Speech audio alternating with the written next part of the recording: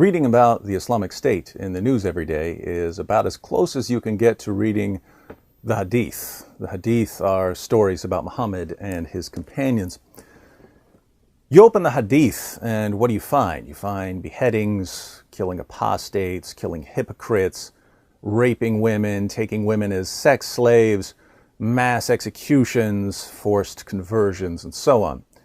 You open today's newspaper and what do you find? You find beheadings, killing apostates, killing hypocrites, raping women, taking women as sex slaves, mass executions, forced conversions, and so on. The only difference between the Islamic State and Muhammad's state is one of technology. The Islamic State has modern weapons and social media to make them more effective at doing what their prophet did. And yet our leaders see no connection between the Islamic State and Muhammad. One of the main objections we keep hearing from Western leaders and the media is that the Islamic State is killing Muslims, and therefore the Islamic State doesn't represent Islam. The assumption here is that Islam forbids the killing of Muslims in all circumstances, and that's just nonsense. According to Muhammad, there are 3 reasons to kill someone who has become a Muslim. In Sunan an-Nasai 4062 we read, "The Messenger of Allah said, 'It is not permissible to shed the blood of a Muslim except in 3 cases, a man who commits adultery after having married, or one who kills intentionally, in which case he deserves retaliation, or one who apostatizes after having become a Muslim, in which case he deserves to be killed.'" So if you become a Muslim and you commit adultery, Muslims are supposed to kill you. If you become a Muslim and you kill one of your fellow Muslims without justification, Muslims are supposed to kill you. And if you become a Muslim and you apostatize, you leave the religion, Muslims are supposed to kill you. Now, we tend to think of apostasy as standing up and declaring, "I renounce Islam. I no longer believe in Muhammad." But Islam has a much, much broader view of apostasy. There are lots of ways to become an apostate in Islam, whether you officially renounce the religion or not. Consider Surah 5, verse 51 of the Quran. "O you who believe, do not take the Jews and the Christians for friends. They are friends of each other. And whoever amongst you takes them for a friend, then surely he is one of them." Notice what this verse says. Don't be friends with Jews and Christians. If you're friends with Jews and Christians, you're not really a Muslim. You're one of them. Why? Because Allah told you not to be friends with them. So if you decide to be friends with Jews and Christians when Allah told you not to do that, you're choosing them over Allah. You're an apostate. And what did Muhammad say was the penalty for apostasy? When Muhammad died, lots of people left Islam in various ways. Some of them completely renounced Islam, but some of them simply refused to pay zakat to the administration of Abu Bakr. What's interesting is that Abu Bakr put all of them in the same category. He labeled all of them apostates. Let's read a passage on this. Sahih al-Bukhari, 7284.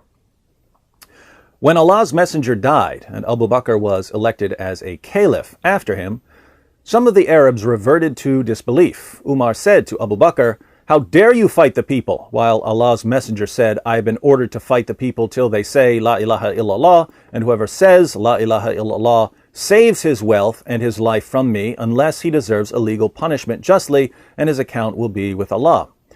Abu Bakr said, 'By Allah, I will fight him who discriminates between zakat and salat,' prayers.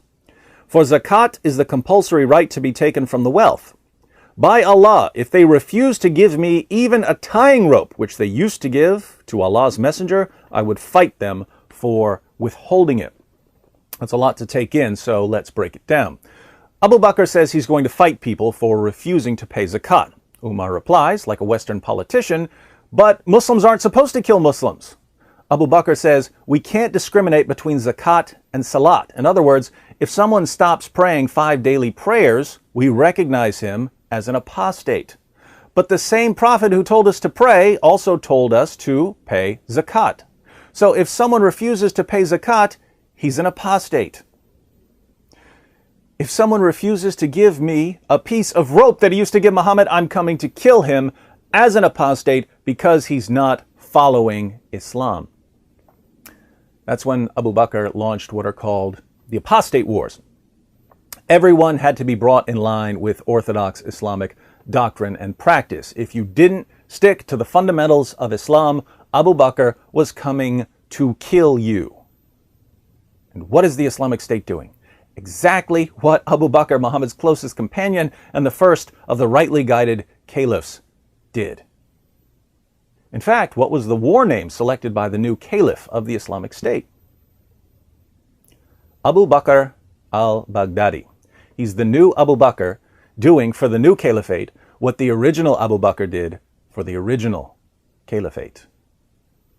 So when Western politicians and the media say that the Islamic State is going against Islam, they're saying that Abu Bakr and Muhammad's closest companions went against Islam. And no one who understands Islam would ever say that, because Muhammad himself declared that the greatest generation of Muslims was the first generation. People are shocked by all of the killing being carried out by ISIS, but they don't realize how essential this is. According to Muhammad, Islam would spread until it dominated the entire world. If you're a Muslim and you're looking around at the world, something is very, very wrong. Non-Muslim nations have the strongest economies. Non-Muslim nations have the strongest militaries. Muslims are fleeing Islamic countries as fast as they can get visas. The world isn't supposed to be like this. Islam should be dominant in every way. So as a Muslim, you have to ask yourself, why isn't Islam controlling the world right now? You can't blame Allah, he can't fail. And you can't blame the unbelievers because they can't stop the army of Allah. The only real explanation you can come up with as a Muslim is that Muslims aren't dominating the world because Allah isn't helping them, and that if Allah isn't helping them, it's because Muslims are being disobedient. So the first step in getting the world to be the way it's supposed to be is cracking down on disobedience. And that means a lot of killing. But once all the compromisers have been killed, Allah will once again bless his army, and it will conquer the entire world, as Allah promised.